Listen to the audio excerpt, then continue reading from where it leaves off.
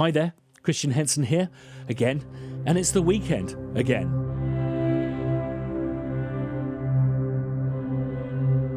I'm really excited this week. Got a fantastic friend and guest on for you, and I know if the last conversation we had on camera is anything to go by, this is going to be a deep one. We've also got some great new instruments to drop on you later on, free from Pianobook. Now, this episode is going to be the penultimate one. Next week, we've got an amazing guest on as well. I don't know if you feel that we're all kind of slowly coming out of our hobbit holes, and I want to leave my friends be to rebuild what we had to leave behind all those weeks ago. This weekend plays eve to what's going to be a bumper week of content on this channel. So do subscribe if you haven't done already, and ding that bell to be notified about videos that are being put up.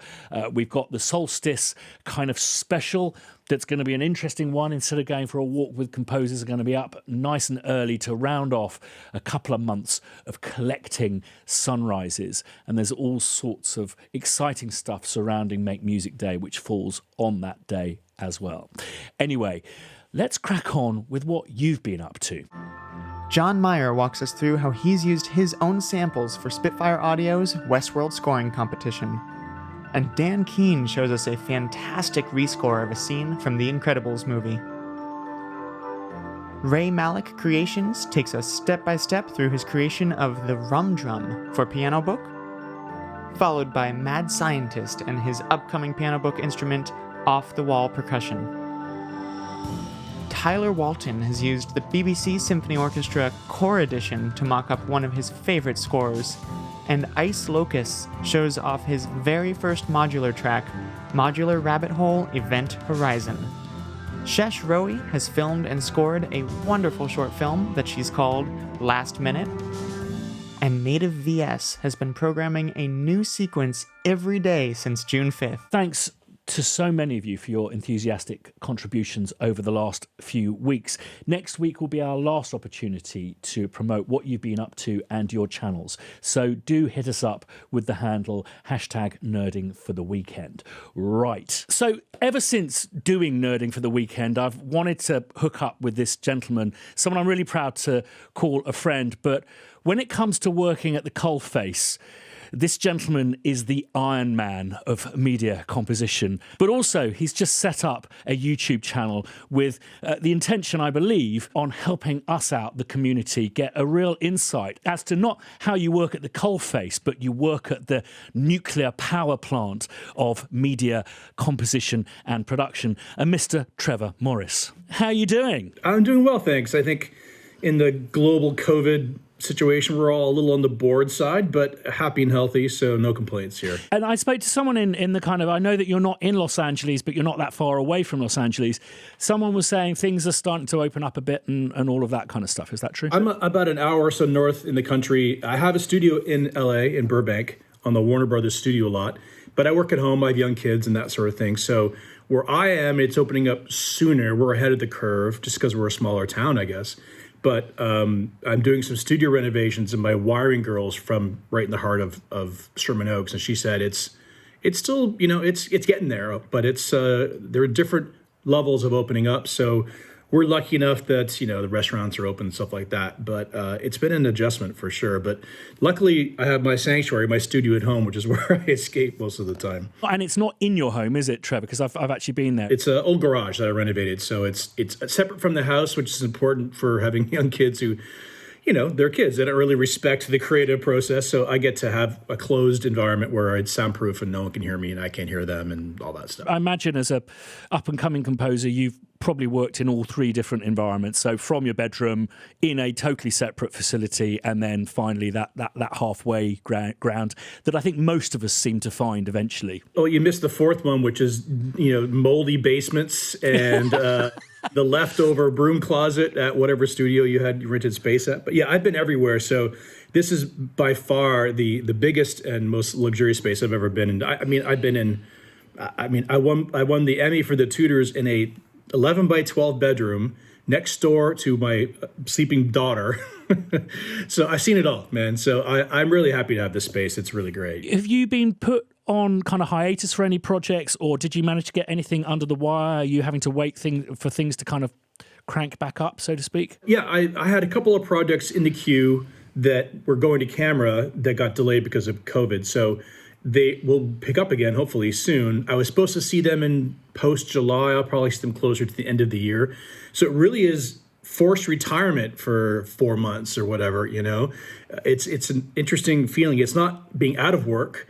It's just not being able to work because, you know, the filming part of it is such a village of people that it needs its own protocols for COVID. So I just been taking this time to recharge the batteries. I'm doing a big studio renovation and stuff like that. But to answer your question, at the moment, no, there's no actual composing going on. So I'm taking it as a research period and a tech redo, which is long overdue. And I assume that when the on switch gets pushed in Hollywood, it will come like a floodgate at that point. I noticed Netflix, in a slightly panicked manner, did an email saying, "We've got new stuff coming soon, promise." People have kind of run out of Netflix. Yes, it's the whole congratulations, you've completed Netflix. There's very rarely, particularly with someone, you know, as busy as you, there's very rarely a point where you get these hiatus. I don't know what the plural of hiatus is, but hiatia maybe. And so I imagine that's something you're relishing. Generally speaking, when we're in the, you know, now that, you know, the old school TV cycle, it used to be fall through the spring, is no longer valid. It's obviously 12 months a year. Generally speaking, we would do a mild upgrade around the Christmas break, 3-4 day kind of thing, like update software and the things I'm pretty religious about not updating stuff while I'm in the middle of a project.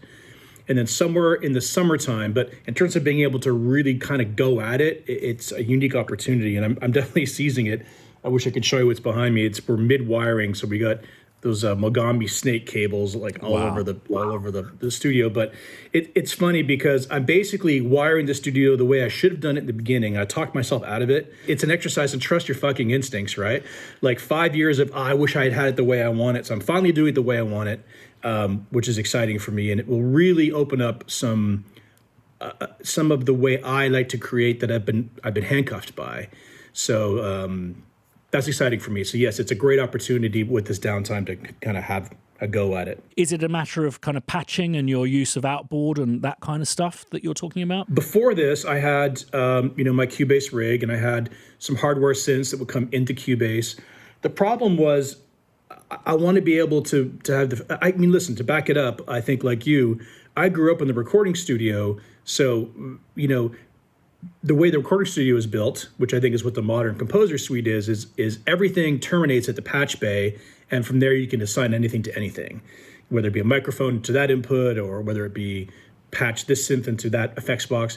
But I didn't have that. Everything was hardwired, so I couldn't. I could have got on my hands and knees behind the rack and plugged in the leads, but by then your idea is gone, you know? Yeah. So the idea of having it all come to a patch bay, I use the Bantam, the TT patch bays with the little mini plugs. That's what I grew up using. So now everything in the room will be terminating at these 3 96-point patch bays, whether it be, you know, a hardware EQ or a compressor or a reverb or all the synths, so that I can go, okay, I want to plug that synth into this guitar pedal, into that compressor, into Cubase. Yeah, and with a couple of patch cords. So it's freedom for me to be able to fuck around, and you know, I have my humble version of your fuckbox, which I've always admired. It's the best name ever, by the way. I love that one. I wish I could steal that one from you. But I have a little guitar pedal section where, you know, if you wanted to take, you know, whatever, just, you know, have it swim in the Strymon love. So I've never been able to do that with Freedom before. So that's the core of the studio renovation, is really terminating everything that is analog to a patch bay. There is some half normaling going on, but mostly it's allowing me to go, I'd love to just put this into that, into that, into that, and be able to do it quickly. We understand the danger of being distracted by outboard when it's actually, you know, how much are people going to really kind of notice that difference, I think. Oh, I agree. And I think it falls in line with part of the new me. The old Trevor would you know, work until 5 a.m, you know, go to bed and see the sunrise and then get up at noon and like that. Now I'm up at 5 a.m. So I have a very structured life because I have young kids and other obligations. So I love fucking around within confines of it's good, it's working toward a creative idea.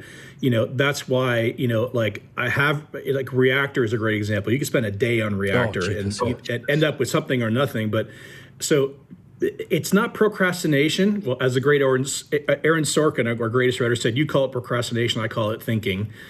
But I think the idea of being able to, for me, it's about quickness, but being able to be nimble and go, oh, what if, da-da-da-da-da, and it's already done. It's not 4 hours of fucking around, because I got deadlines to meet. But something that you have been thinking about doing, because we've been speaking privately about this for a while, is the YouTube channel. And you've also used lockdown as an opportunity to set that up. Do you want to talk to us about that a bit? For sure. I can lead off that by saying that, to start off with a little gratitude, is I think that your channel, Christian, has been one of the most giving, most open, most honest, in the space of I guess media composers or whatever you want to umbrella it under. And Tom, Junkie XL, Tom Holkenborg has a great channel as well. Yeah. And I just feel like I've always enjoyed the mentoring part, like with my assistants. I give them all my trade secrets, and I wanted to start this YouTube channel for a while, and I had a little bit of, I won't lie, a bit of reservations about, when you put yourself out there at scale, and you would appreciate this, it's a thing, and I've always enjoyed doing seminars. If I get asked to speak at something in LA where it's a room of 500 people, whatever. So it's just that, only at scale, in a way that I can be more articulate. So the Ask Me Anything series started off because I had a film crew ready. I had and you of all people would appreciate this, the A camera, the B camera, all that lighting. And then COVID hit. I'm like, okay, well, maybe this is a chance to go the other way, just do it more guerrilla, me, my iPhone, and a lav mic.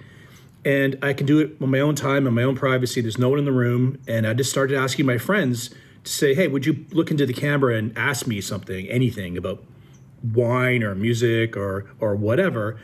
And it all of a sudden, it became the YouTube channel that I wanted to make. And it's just called something different, which is fine. But, Paul Thompson was my first guest, and he was asking about a score to a TV show I did called The Tudors and how much he loved it and how I went about it. And then the first video I posted gets 1,000 views in the first day. I'm like, okay, I'm onto something. And it really comes from a place of giving back. I like sharing.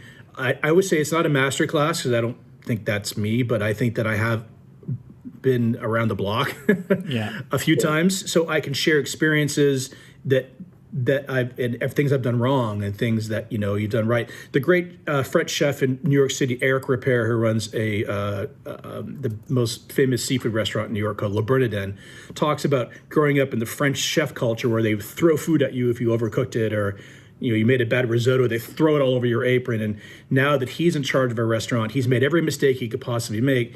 He feels it incumbent upon him to have his chefs not do those things, So that's the parallel I wanted to give is, hey, if I can help you execute an orchestra date without having to make the same mistakes that we all did, if I can help you, I'd like to. So it's giving back, and it's it turned out to be one of my favorite parts of the week, is just answering questions, and I try to engage everybody. So I appreciate you bringing it up. Not at all. It's again, I think that what you've done and what you've built has really paved the way for me to do something like this. And I've seen every one of your videos. I must admit, I binged them a little bit late at night when the second bottle of wine comes out. The next question I was going to ask is actually, I think, a really good question for your channel. So what I'll do is link down below Trevor's channel, and I'll record a question for that channel, which I think is a burning one, and one that's coming up a lot, and also has a little bit of life after COVID all about it. You've made films, you've made short films, but also it's not only the TV series, it's these multi-episodic, multi-season franchises that you've worked on that I think are really of interest. Namely, maybe if we could focus in on the Vikings, if that's okay with you, which is, how long has that been going now, Trevor? I'm finished it, but it hasn't aired to the end yet. But it was 7 years of my life, and it's the best band I ever played in, for sure. So the creator, the writer, who get this, he wrote, there's 90 episodes of Vikings. He wrote every one by himself. Wow. Unheard of. Like in LA, we have what's called a writer's room. which someone writes the pilot, and then they have a team of writers, and they break the story, it's called. But Michael Hirst wrote every single episode of Vikings. He created the Tudors, and so we've worked together over the years. He's a fantastically brilliant, nice human being. So that was absolutely the best band I ever played in. And, it's interesting because a quick story about the first episode of season 1, I didn't have a great relationship with that director. And at the time, I think we all realized that in a good way, we didn't know exactly what we were doing. We just knew we wanted to do something different. Same as the answer to Paul's question about the Tudors was, all we knew is we didn't want to make, no offense to my British friends, I'm half British, but the BBC Masterpiece Theatre version of historical drama had run its course, and we wanted to turn it on its head and reinvent that. So Vikings was very much like that. So the first episode, I wrote it 3 times or something to try to find whatever that code is. But it's really a family drama, so it's very interwoven with, there's battles for sure, but it's very interwoven family stories. So there's a lot of character lines, and I love stuff like that. So to see themes that I wrote in season 1 come back in season 7 that still work, and it's just such a gratifying thing as a composer. It's a dream gig to be able to follow the character. If you're a storytelling composer like I am, like you are, the opportunity to dig into a character, but over the course of 7 years, is so great and unheard of and rare, So it really was a dream gig. And am I right in saying, so are we going back to maybe 2012, 2013 for when you started this?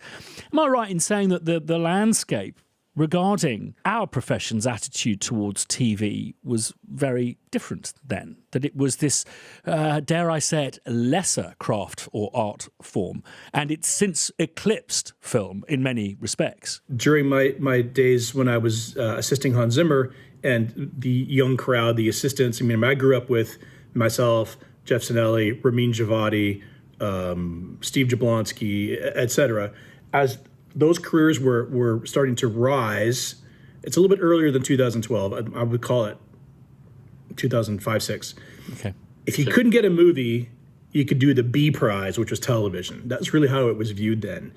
And of course, from then, it's actually completely flipped the other way, which is now all the heavy-duty film people are rushing over to television, because I believe that the best stories being told are being told on television.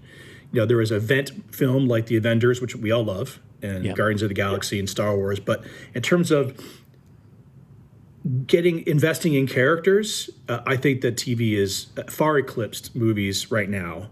And they call it the golden age of television, whatever you want to label it as. But certainly it went from, you have to remember, HBO was a pay-per-view D-level movie network in the day, And then Chris Albrecht took it over, and he created 6 Feet Under and The Sopranos, and like that began the journey of the cable television world, where we now have, most people only have Netflix and Hulu and blah, blah, blah. But that isn't that long ago that we got there. It's definitely less than a decade. It went from only being NBC, ABC, CBS, BBC, whatever, to being, those are no longer valid, really, unless it's an older generation, like my mother and my father probably still watch, whatever, CSI or, whatever shows on ABC. But it really has migrated over to, HBO and Showtime and Netflix and all that stuff. So whether you call it the golden age of television or not, it definitely has migrated from what you called it lesser, or I call it the B prize, to being on par, if not even in some ways more prestigious than the average feature film. But I love movies too. I do both, luckily. But but something like the Vikings, it's a dream come true. Actually, us referring to it as television is interesting, because really what this has become is the golden age of streaming, really, the way in which you are making stuff to be consumed in many different formats in many different ways, whether that be on a weekly basis or binged over a weekend, or indeed something that someone catches up with on one of these every morning on the way to work. I know for me specifically, the moment when I believe the needle moved and will never go back is Netflix was fledgling and doing okay, and they created this original scripted, this little scripted show called House of Cards. And House of Cards story was, it was David Fincher, one of my favorite all-time directors, Kevin Spacey at his height, and Robin Wright Penn and blah, blah, blah. They shopped it to all the networks and said, they're like, great, make a pilot. It's like, no pilot. It's David Fincher and Kevin Spacey, like, buy it. And no one would do it without a pilot, because that's the old model is show us. If we like it, we'll pick it on. So Netflix goes, how much? Sold. Do it. Do it your way. Have at it. Here's money. And this is where the needle moved. That year, a show that never aired on television won our highest television award honor, which is the Emmy Awards, which is the Oscars of television. So everybody from House of Cards won. Jeff Beal, who was one of our best composers, he won for main title and for underscore, and has won multiple times since, I believe. Everyone on House of Cards cleaned up on the television awards for a show that never aired on television. And like that, Netflix subscribers were going in for $9 a month just to watch that show. And I think that's when we turned the corner, in my opinion, and we'll never look back. You conveniently take us to the beginning of this story on the Vikings, which is pilot. Did you guys do one? No. It was Michael Hurst, built on his success from the Tudors and his relationship with MGM, where he basically, they're like, we're going to do a show about the Vikings. And they're like, okay, he wrote 10 scripts, the whole thing was done. So he is on that elite level where he could basically just get something greenlit because he's so successful, and it's just really just him. And we did 10 episodes the first year, second year, third year, and then it started to go into 20 episodes split into A and B years, basically. It was Game of Thrones was at its peak. Yeah. And it was The Walking Dead, and Vikings were tied for second place. I would say the main difference between the film and TV world, particularly with these multi-episodic seasons, is that film is brutal and TV is complicated. And do you feel by coming up through the film ranks of that degree of brutality that kind of prepares you well for the complexity of television? Man, that's a great question.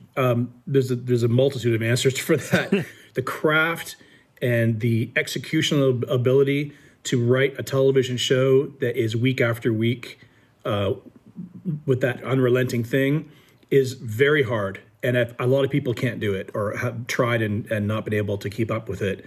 So there is a stamina to being able to do television well like that week after week after week after week. And, if you're lucky enough to have something where it's Vikings instead of Crime of the Week, there is some interwoven stuff. Film, on the other hand, is a month or three of just being all the way down a specific rabbit hole. And what I like about it is, I'm gonna do a video for my YouTube channel called 6 Minutes a Day: The Road to Being a Professional Television Composer, because that's, people go 6 minutes a day. I'm like, well, let me tell you why you need to do 6 minutes a day if you're doing, a 30 or 35 minute score, which is about common for a relatively modern show, and you have to do it week after week.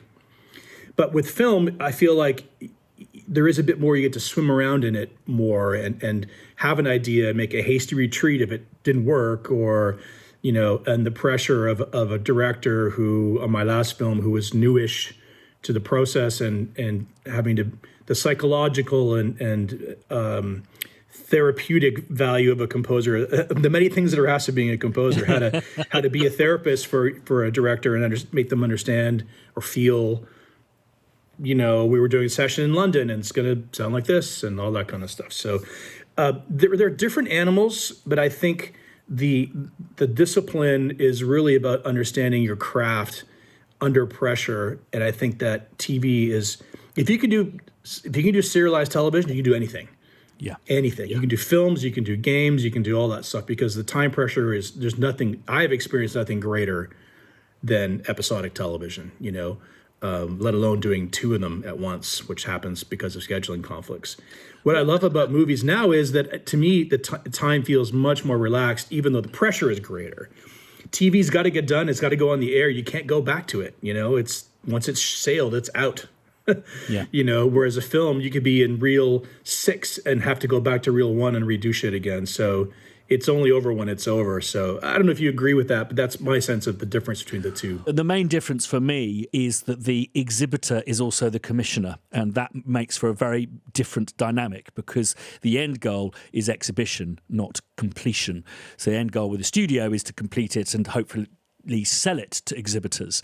And I think that therefore it's a much less movable feast with TV, I would say. Well put, for sure. I think one of the things that I noticed, and I don't know if it's the same on your side of the Atlantic, is that whilst I would say both mediums, film and TV, are massively collaborative, I felt that the degree of empathy and teamwork was greater on TV, particularly multi-episodic TV, that you felt very much more part of the crew than I did with most of the films I was involved with. I don't know if you would agree with that. You mentioned that it was like the best band you've ever been in, the Vikings, and is that something you've experienced across TV? Obviously, there are exceptions to all rules. There's no always, there's no never.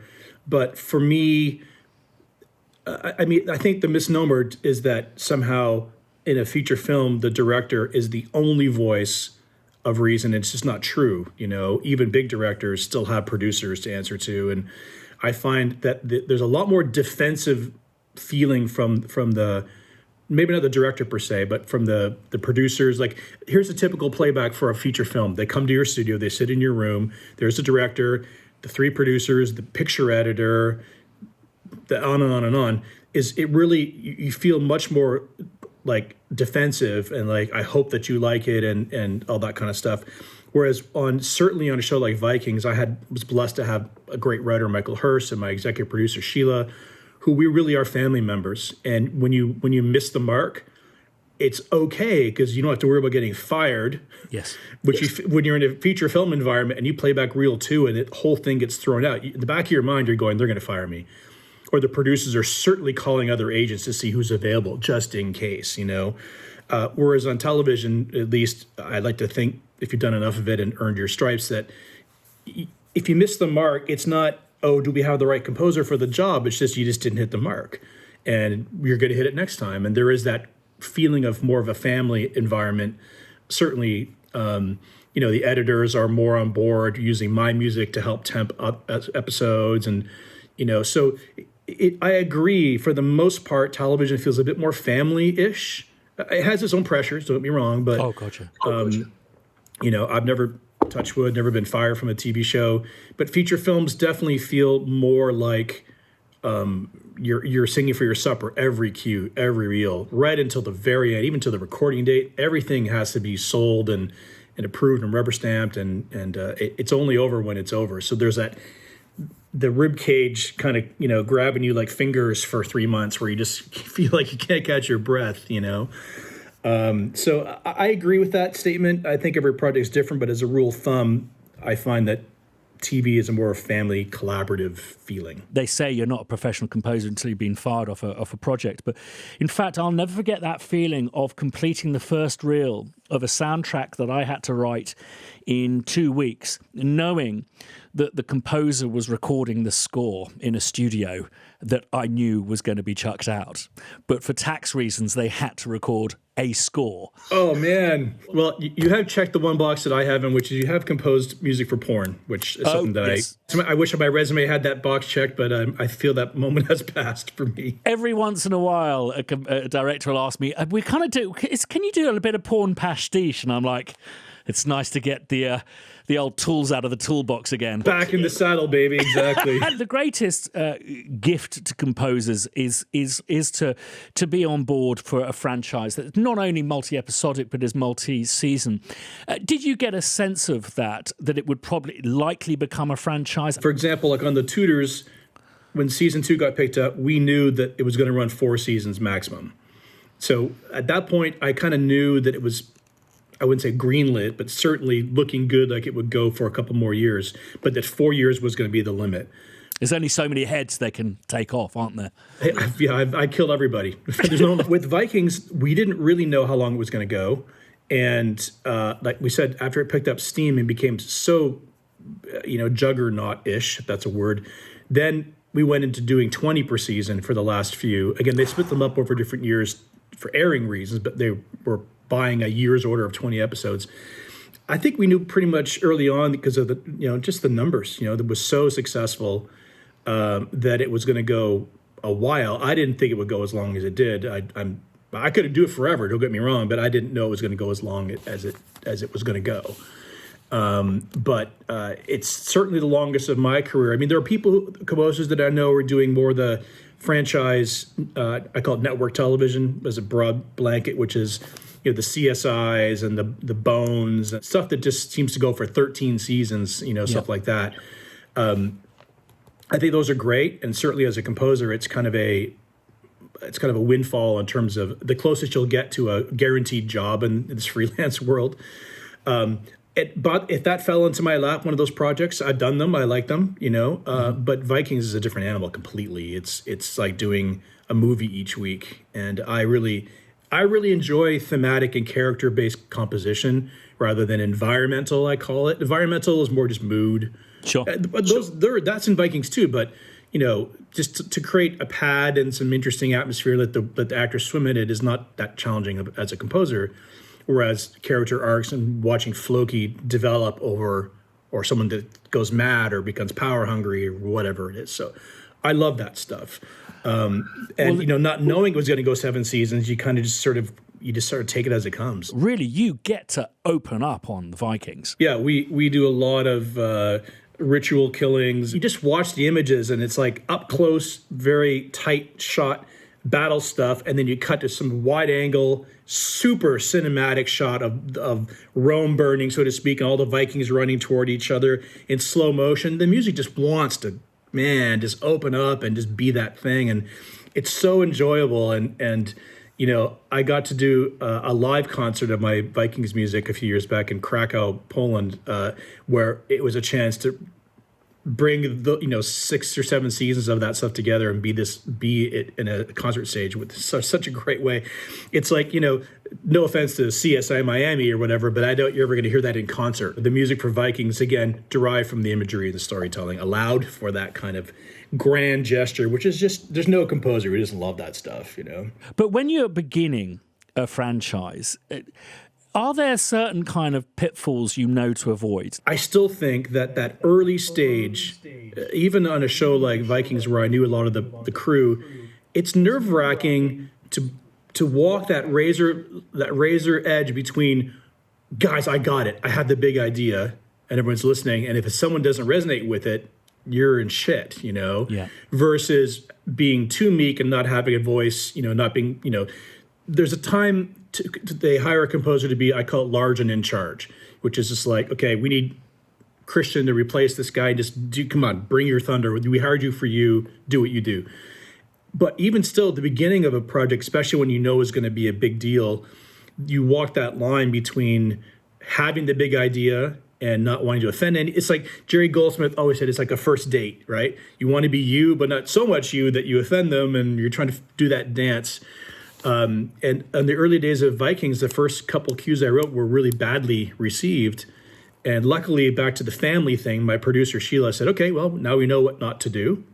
That's as valuable as anything else. And she was really great about it. But it took a while to figure out, specifically the case of Vikings, part of the landscape of the show, it's rocky, it's very hard, it's very cold, it's fur and leather. I mean, there's no visual effects. It's all very real, but we wanted the score to appeal to a modern audience, and I had to sort of figure out what that was.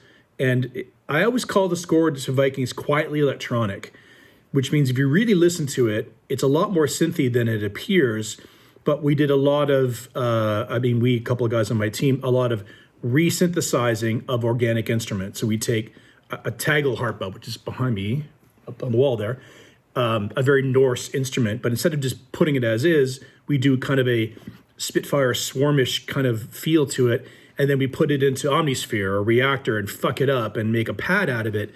So out of this is kind of the code of what I cracked for Vikings. Out of an organic idea becomes something that's completely not organic, but it feels like it was organic at one point, if you know what I mean. So there's lots of that going on, but that was through trial and error too. I mean, it was a bumpy start because it was a big, important show, and we're all figuring it as we went. Now, as you start, I imagine you track an arc that's common for all of us composers. Is the first couple of episodes you're not having to go full pelt, churning out the minutes. It hockey sticks up as the season develops.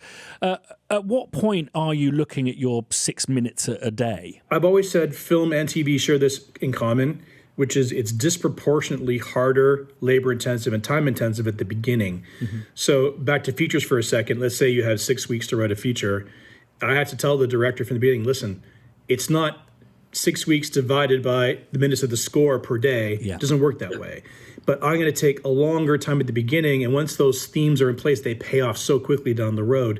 And it's true for television as well. I did have some lead time for Vikings, so I got to experiment with some ideas. Luckily for me, the schedule in Vikings is the most relaxed TV schedule I've ever had. It was about 10 days to 2 weeks per episode, which in the TV world is unheard of. Yeah. So that was great. So it wasn't 6 minutes a day, it was 3 minutes a day or, whatever. But those minutes are harder at the beginning, disproportionately harder at the beginning. We get to episode 5. Now you've got themes to go back on. You've got sounds you've made, channel strips you've created, and it starts to go faster and faster and faster. More efficiently is the better word, I guess. One of the mistakes I made early in my career is on television. Let's say I had, 27 or 28 or 30 starts, is I thought, misguidedly so, that if each cue wasn't different and bespoke in its own way, that I was doing a disservice to the show. So I'd have 30 individual cues, and I thought the idea of reusing cues in different places was being lazy. And what you really realize is, if you look at it from a 36,000 foot view, episode to episode, the actors aren't reinventing the character, they're expanding on what they've already built. Having the recurring theme in an episode deserves to have some theme that comes back. So now what you do is, and if you're a pro composer, you're nodding your head, is you find the common theme of the show, you find the longest cue of the 4 of them, you do that, and you save as backwards, and you can do the first cue takes a day, then the rest of them take an hour. And at first I thought that was cheating. And what you realize now is you're doing such a disservice to the show to not have reoccurring themes. So that's the craft and experience that you mentioned coming to the surface. I mean, I guess that's one of the great things of you having some lead time on this, is to be able to get to that point where you go, this is when we run the music. No, for sure. And lead time is such a gift. And whenever I'm in a meeting pitching on a show or a movie, I always give honest advice to the producers when you're in a physical, room to pitch yourself. At the end, I say, listen, I really want to do this project with you guys, but whoever you hire them soon, because it doesn't cost you anymore. We're paid on a service contract kind of style where we're paid for the minutes of the episode or per movie. It costs them nothing more to have us on early if the composer is willing, which I am, you are, to dig in and write some themes. And this always gets people start nodding. And sometimes it's nodding like, yeah, I know what you mean. Other people are like, wow, I never thought about that. Yeah. The idea of getting us on board earlier, all it does is help people. And you and I have both been in situations where you're either doing a replacement job or you're being parachuted into a season 2 or 3, and the train is moving, and that's a whole other animal. That's, tense up and carb up, and you're not going to sleep for about a month. Talking about the 3 or the 6 minutes, or I don't know, my worst experience was probably doing 24 minutes a day of music for Sinbad that no one saw. So I got away with murder. For those of you who haven't seen a post-production or a production schedule, it's like a diagonal series of kind of stripes that go across the diary. And something that I think is really important to talk about with multi-episodic stuff is that it isn't just the 3 minutes or 6 minutes that you're writing a day. It's how many of those 3 minutes or 6 minutes, or indeed episodes, you're across at any given time. Was there a lot of layering across Vikings? Back to that post schedule, it's funny. It gets updated all the time because somehow the music only has this much time to get done, but the visual effects, we're not done, we'll just add more time for the visual effects. Fucking makes me mad. But that diagonal, when you're tired at 3 a.m, starts to take on an Escher, like the birds turn into fish, and the fish turn into birds, and you're just like, oh my God.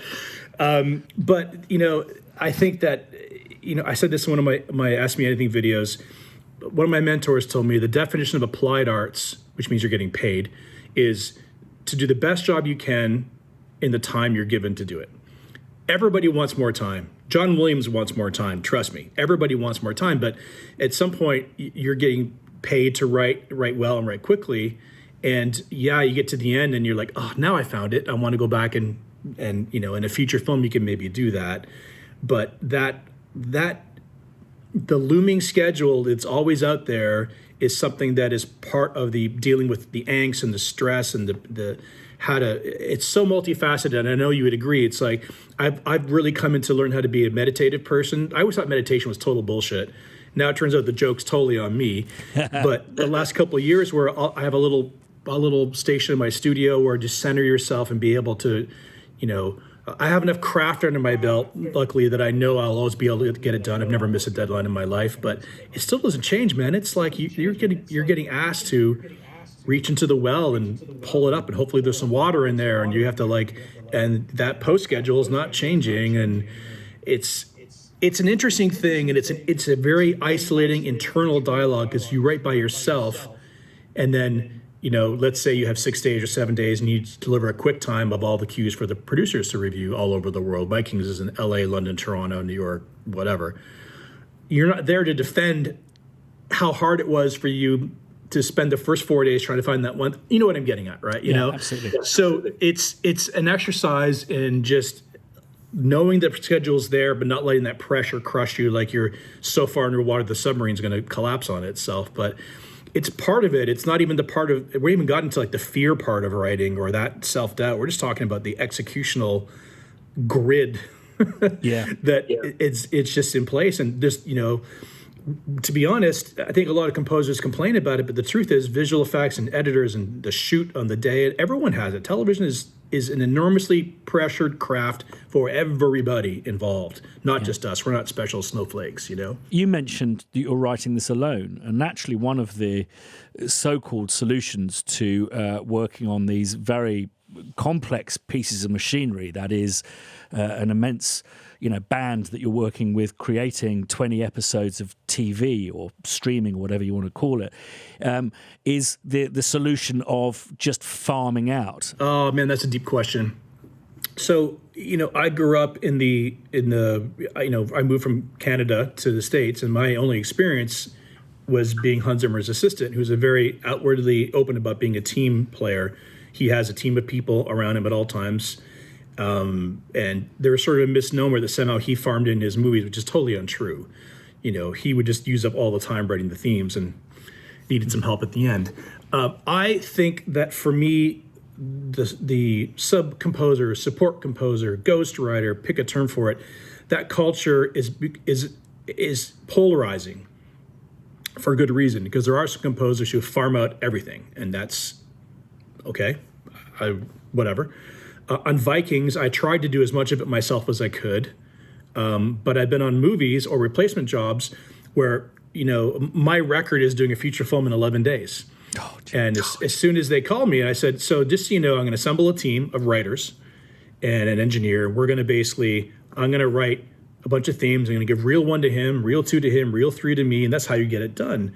So all my ex-assistants that have worked for me for a year or 2 or 3, I groom them to be ready so that they can work with me on projects when I'm under the gun.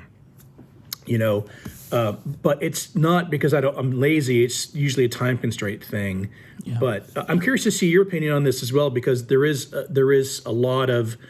some composers that I won't name. This is not a dirty laundry thing, but who really have that massive factory kind of thing going, doing 10 television shows and that, and other composers who have also a very, very filled roster who credit everyone who works with them. So there's no gold standard for this, and it's a little bit under the radar, but I don't think it needs to be. I mean, the one thing I'll give credit to Hans Zimmer for is if there were, say, 4 writers or 5 writers on a movie, so like a Pirates of the Caribbean, when it came time to play back the music, you were in the room with him.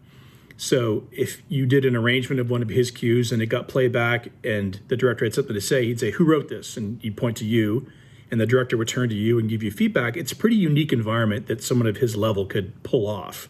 Yeah. So I'm curious to see what you think, Christian, about this too, because we both know that there are extremes of this. Yeah. and when it's warranted or needed, or a mentorship thing, or whether it's just whatever the opposite of that is, just greed. I always say that we work within a bell curve of skills, and the good composers tend to be pretty good at a number of different skills. I'm a good programmer. I arguably make okay sounds. I like to make a good melody. But where orchestration is concerned, it's a real weak point. So I ask an orchestrator to orchestrate my music, just like I do a copyist and a conductor. I mean, there is just no such thing as a Renaissance media composer because the skills are too broad. I totally agree. I mean, you got to think about the where the compositional world started, say Eric Korngold or early days of Williams to today, is a lot is asked of the modern composer. You know what I mean? The whole John Williams does two good minutes of music a day and orchestrates it himself. It's just not practical. You know what I mean? I know Howard Shore writes that way. I consider myself a decent orchestrator. It's definitely not my specialty. So I always have an orchestrator help me. So what's the difference, right? If you're back in the day, even Empire Strikes Back, there's a video of John Williams doing the 2D piano. It kind of goes like this. And it's not that he can't orchestrate. He's one of the best ever. But he had an orchestrator to realize his visions, a lot of dots and a lot of notes and a lot of, extremely, extremely detailed and VIP on an orchestra date level of information that the timeline just doesn't allow. I orchestrate in the computer like you do. Yeah. But there's no way, even if I had the time, that I would do it myself. It just doesn't make any sense, No. So is that farming out your work? No, I don't think so. So it's a bell curve or a scale, like you said. But one of my career aspirations is to do, say, an animated movie or something like this, where I get to write. I know Michael Giacchino does this. Is to write the 4-line sketch or the 6-line sketch and really give it to an orchestrator to bring it to life. I've never worked this way. Mm-hmm. I bring my compositions to 80% complete or something like this, Then an orchestrator takes it over, brings the last thing, sorts the voicings out, adds the flourishes, all that stuff.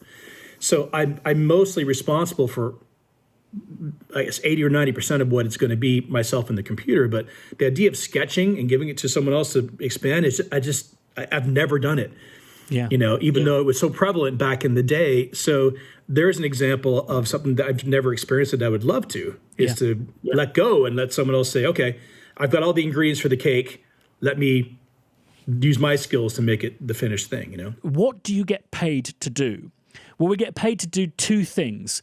First of all is write some themes, because that is what composition is. And the other thing you're being paid to do is deliver a score. I spoke to John Paisano maybe a couple of years ago. He said that a lot of producers on these bigger franchises are actually looking for the fact that you have a team and have a support structure around you, whether that be assistants, orchestrators, or indeed, as we'd say, ghostwriters. I had an in-house team at one point because that's what I had learned.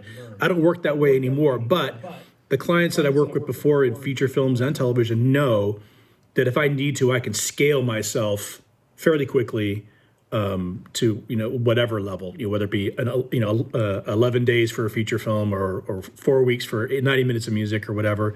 So I can do both. In a perfect world, I do most of it by myself with some specialists to bring good ideas to the table, a soloist here or maybe a modular person there or a female voice, whatever.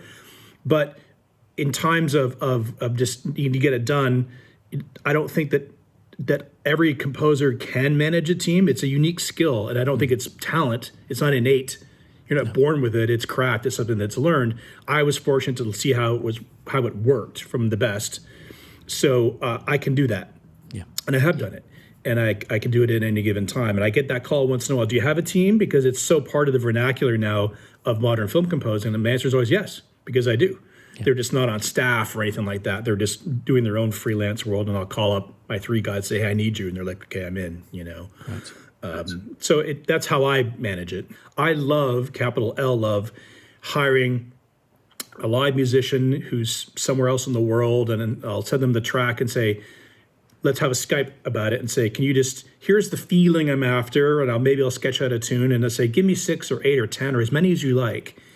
Passes at this cue. Let's say it's Michael Levine is my violin player, or Leo in UK doing guitars, whatever it's going to be. give me 10 tracks, and I'm not there to supervise, which I'm good at because I did that for a long time, but now I sort of let it go. It comes back in, my assistants put it into Cubase, and now I have 8 tracks or 10 tracks, and I can kind of start to produce and mix it. And since you said to go a little bit geeky, so for example, with Michael Levine, he goes on to, let's say, 10 violin tracks, which go to a substem in the synth master, and I have a plugin stack that I save for him. It's called ML violin stack, because it's just the way I like him to sound. So most of my soloists have these channel presets that I've highly tweaked, and I can tell how well they work when let's say I have a support writer, and I'll say to my assistant, send me the violin tracks and send them to my support writer in case he wants to try them out. And he'll send them back to me unmixed in the queue, and it just doesn't sound like film music, It just doesn't work. It sounds like a dry violin on the top of a cue, So the mixing and the integration and that skill set and the sonicness of it is something that I really enjoy and comes very naturally to me, as it does with you. But you have to empathize with composers who don't necessarily have that skill. So back to my example, I'll have my support writer put the violins in, and it sounds terrible. I'll give them my channel preset, save as, and all of a sudden it's cinematic gold, So you can't separate the production value from it, at least that's the way I write. This is the point of getting a musician to work on it, is for them to bring their interpretation. They're playing your notes, but I find so often over the years, what I've tried to do is really control how they do it and think, okay, I'm going to tell you to play it this way, and then you're going to give me what I need and going to hit the emotional markers. But in fact, actually left to their own devices, often will give you more than you would have ever got out of them anyway. I agree. I mean, like I mentioned, I've supervised or produced solo musicians in the room where the cello player is there and I have the headphones and I'm sitting with them and they're feeling my presence as positive as I can be. But they're, it's different. But when you give a great musician especially when you have a relationship with, an emotional point in space to aim at, say pathos, pick one, right? Mm-hmm. And some technical direction, like not too much vibrato. I don't want it to be operatic. I want it to be in this sort of state, or it's more of an Oliver kind of vibe. And then to let them go by themselves, I think they're more relaxed. And I think they're like, they'll self-police and go, okay, track 1 was good, but what if I did this? Or what if I did this? And I find that a very fruitful way of working. And it came out of necessity because I couldn't afford to drive 2 hours to sit down with a musician for 2 hours and drive 3 hours back. My whole day is gone. So now with a quick Skype briefing and a great musician, the workflow is fast, everybody wins. So I love that way of working. Usually what I'll do is, if there's a tune involved, and unless the whole score is hanging on this tune where it really needs to be specifically like what I wrote, I'll often say, please do the tune, and then please improvise on the tune. And then I'll have them do some alternate dynamics, louder, softer, broader. And then I'll have them do some soft rhythmic things along the lines of. So almost like if, as a keyboard player, if you play a chord with an arpeggiator and just got some motion to it, and I'll let them improvise, or I'll say, do an Arvo part-ish kind of thing, and just to see what comes back, and sometimes the thing that you started off with is not the thing you end up with, it's the serendipity of that is part of the excitement for me, to let them loose and go, do what you like at the end. Once you've done 7 tracks, have at it. See what comes out of you, I'm just going to speak for myself. I feel I've become less of a control freak. And as a consequence, I'm getting better stuff out of the people I'm collaborating with, particularly musicians. I couldn't agree more. I think that back to me sitting in the room with the musician, which is what I did my entire career, the remote recording thing was built out of necessity on a project where I couldn't physically do it, at a time when not a lot of solo musicians recorded themselves at home. This is like in 2006, 2007, something like that. It wasn't as common as it is now, so it was a stretch, and I didn't really know how to do it at first, But as you get more comfortable with it, you realize you give up control to get, like you said, better shit back. And I think that if you present it that way to the musician, listen, here's the tune, can you please play it faithfully with the semi-vibrato and mezzo forte? Great, I need that. But now, what to you means pathos or wit or something like that. And it's the thing that it gets you out of the machine and out of the box and out of the typewriter of being at your keyboard and letting a musician come back. And I had one cello player, I'll never forget it, just go and do all the chords for the whole, it wasn't charted. He just did it by ear or wrote it down. He did two double stop pits on his cello, just following the chord. And it just was like magic. I would never have intellectualized my way into that result. I didn't ask him to do it. He came back with, hey, put these 4 tracks up and you'll get the chord changes done. And I'm like, oh my God, it's fucking brilliant, That would never have come if I had said, do what I say exactly, So I think you're spot on with this, which is giving them the freedom to bring what they bring to the table. If you're a first-time composer and you get a film and the budget is, £1,000 or $1,000, you're going to spend $300 of that $1,000 on a live musician. You just trust me. But my personal motto has always been, take care of the music, and the music will take care of you. Most composers that I know, and I bet you're like me, are notorious overspenders of our own money. Yeah. I've hired orchestras on projects that didn't have the budget for it.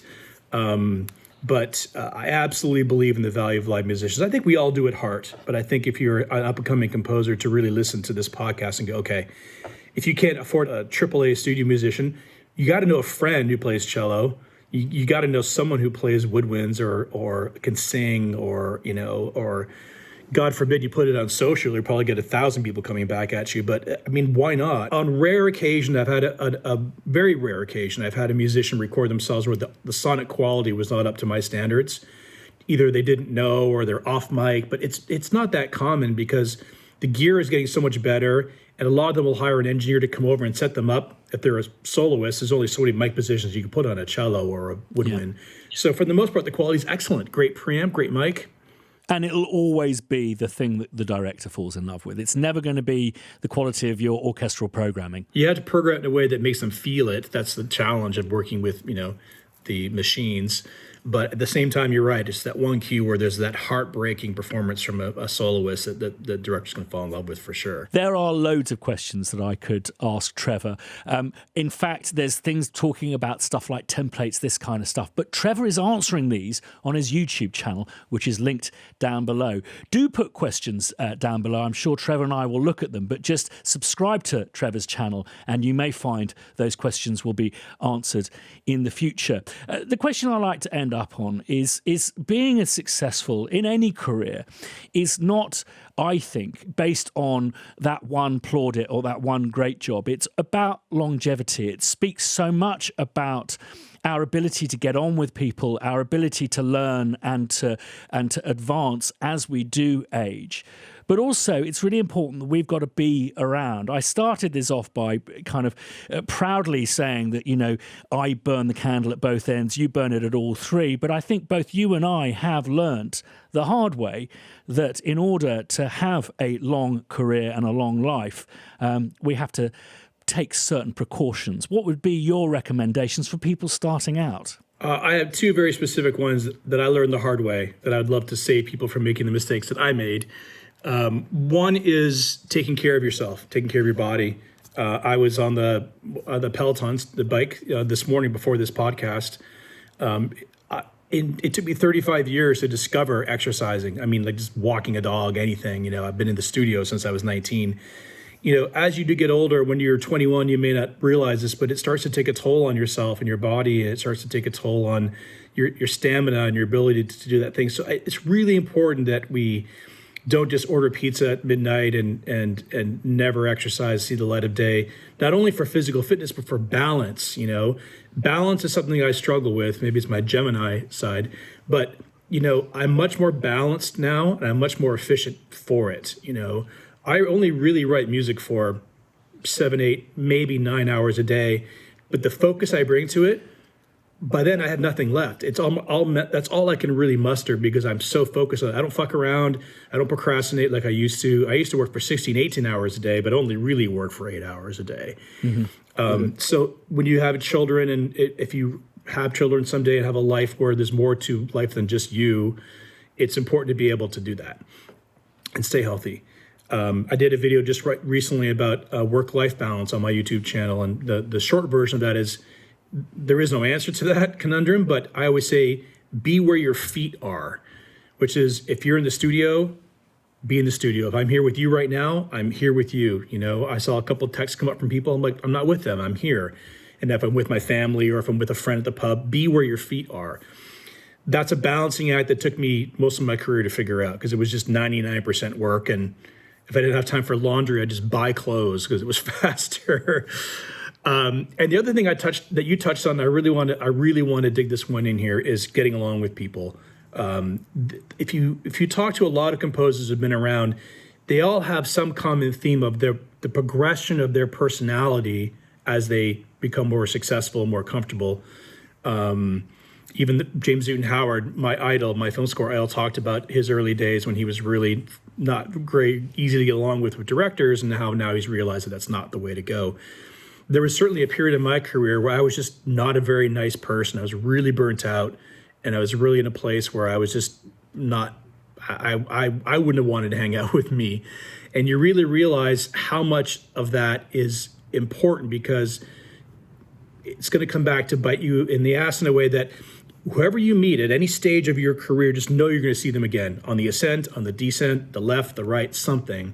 And I learned that lesson the hard way, because I burned some bridges because I couldn't see past the forest for the trees. I think it's important to treat everybody with some love and some respect and some empathy, and it's something that took me forever to learn. So my advice to up-and-coming composers is, no matter who you're with, just remember that long after the music has faded, I'm trying to be cynical, I'm being realistic, long after your music has faded, they'll remember how you got on with them as much as they'll remember your music. If you were a complete pain-in-the-ass diva, I don't care how good your music is, your chances of getting rehired by them are slim-er. So I think it'd be your genuine self, but just be a good human being if you can. I think, unfortunately, it tends to happen when we become parents. But for me, it was like the point at which I became a dad, I had to give up my weekends, and I just couldn't understand. My week went from 7 days to 5. How am I going to churn out the same work? Turns out I was twice as productive during those 5 days as I was during those 7. In my experience, a great misnomer in Hollywood that everyone does their best work under enormous pressure. And what I've come to learn is that at the end of a project, when it's really at the crunch time and the orchestra date's a week away and the there's a couple of cues that won't get approved, I actually do great work under that kind of pressure after I've earned my way there at the end. To work under that kind of duress for 3 months, day in and day out, 18 hours a day, I just don't think it's productive. And I know certain composers will disagree, but from my experience, and maybe it's very a personal thing, just being under that level of stress and negativity and duress for that many hours and sleep deprived for that long does not produce my best work. It just doesn't. But, putting on the night goggles for the last, week, sure, but that's the 1 week of the year. The rest of the time it's about, I wrote great music, now I want to open a bottle of wine and have dinner with my wife and the other things that bring me joy in my life, And it just takes me back to one experience I had where I'd been up for 3 nights solid, and this fantastic guitarist called John Paracelli came into the studio to do a session, and he looked at me and I looked like I had scurvy. He went, "Christian, this is meant to be entertainment. We're not at fucking war." And I think that's something we should always remind ourselves. It's such a dichotomy between, in the moment, you have to love every note and everything has got to be 100%, and then you got to stand back. And I have a great quote stuck to my door by unfortunately he died this year, my favorite drummer, which is Neil Peart from the band Rush, famous Canadian band Rush, very philosophical man. And his personal philosophy is, it is what it is, right? So in the context of when I walk in the door, through the indoor, it's just, everything is so important. Every minutia means the world to me. And as I grab the door to leave the studio, it's like, it is what it is. Try to find some lighthearted, perspective on life, which is short. Trevor Morris, thank you so much for joining us here today. Oh, it's my pleasure, man. It's good to talk to you, mate. And thank you for the talk about my YouTube channel. I really am passionate about it and really am trying to give back. Eventually I'll give all my trade secrets away in there. But I have to give credit where it's due. Gratitude to what you've done with your YouTube channel, which is so deep and so wide, I just think I've seen every single one of them, and I applaud your editing skills, which I will not be following suit on. Trevor's channel, linked below. Starting off this week's piano drop, we've got JWB, that's Joshua, giving us his Black Hole guitar. It is a Fender Jaguar into the Eventide Black Hole and Valhalla Supermassive plugins. He says, I'm a guitar player by trade, and it always finds its way into my scores and music as a lover of ambient music. The Black Hole plugin by Eventide and the newly released Supermassive by Valhalla are staples in my guitar sound and tick every box.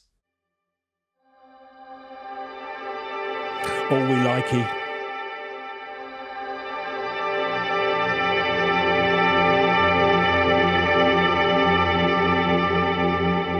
The first thing I'd do is work out how to loop these. Now, in the episode above, there's this new function in EXS where it does this kind of ping-ponging loop.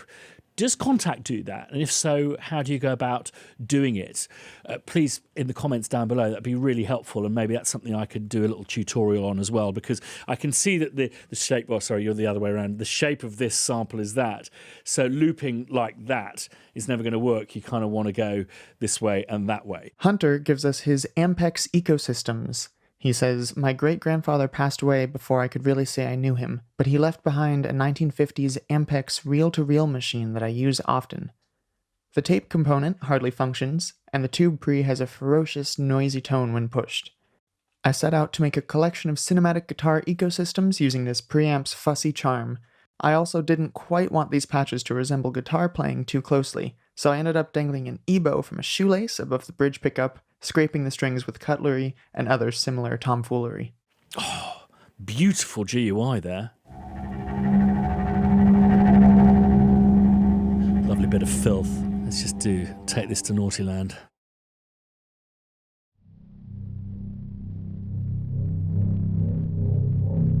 Next up is the Atahan or Atahan choir, and it's given to us by Atahan. Just simple O vocals with looping. My first attempt at sampling, needed a choir fast, recorded this quick, and put it together with Contact. Really takes me back, that one, to Rugrats.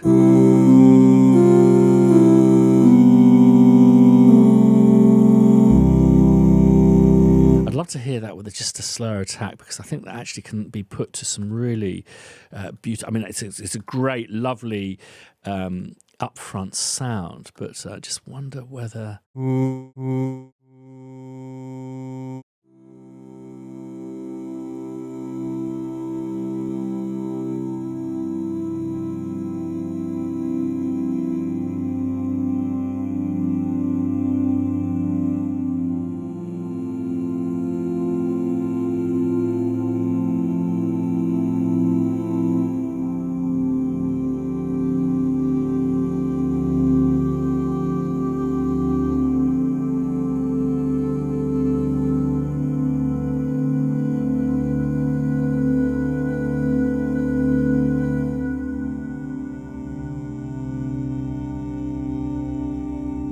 Mark Allnut is back again this week with his cello choir and cello pad.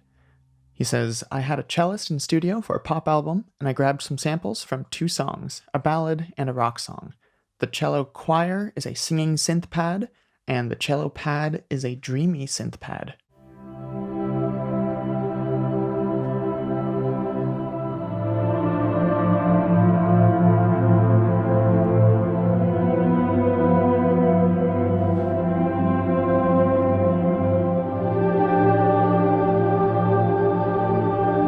Again, stunning, and we have another cello. The short harmonics cello, given to us by Bella Z. I've been playing the cello for more or less 6 years now, and it opened up a whole new world for me. I play in string ensembles and a big symphony orchestra. Through music, I made many new friends, and at some point, I started to compose my own music. As I grew from pint size to Tarzan size, I had to switch cellos, and sometimes I had to get a new one because some kids used my instrument as a trampoline. Now, I've got a new one which I like a lot better than the cellos before, and I wanted to share this with you.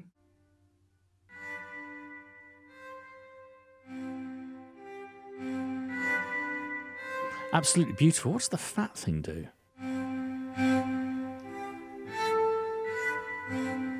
Oh, it's just beautiful. I think the thing that people don't often pay attention to is the shape of shorts, and it is a beautiful shape. I'm going to take this to Naughty Town 2, just to hear what that sounds like, because there's lots of kind of harmonics in there.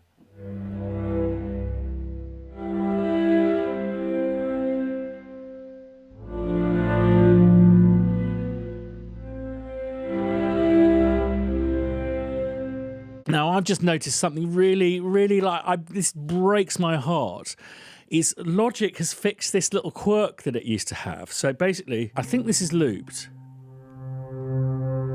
So I've put the sustain pedal down. Now, what you used to be able to do is click to a different track and it would stay sustained. You could build the thing really quickly and improvise. But can't do that now, so I've got to actually lay a track down. I'm heartbroken, Logic guys.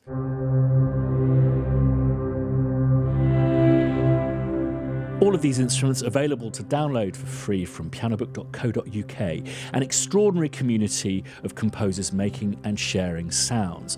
And talking of extraordinary, next week, to end this season of Nerding for the Weekend, it's going to be my delight and pleasure and honour to welcome on Nitin Sawhney, the closest you'll get to a modern Renaissance man. So do tune in for that. Subscribe if you haven't done.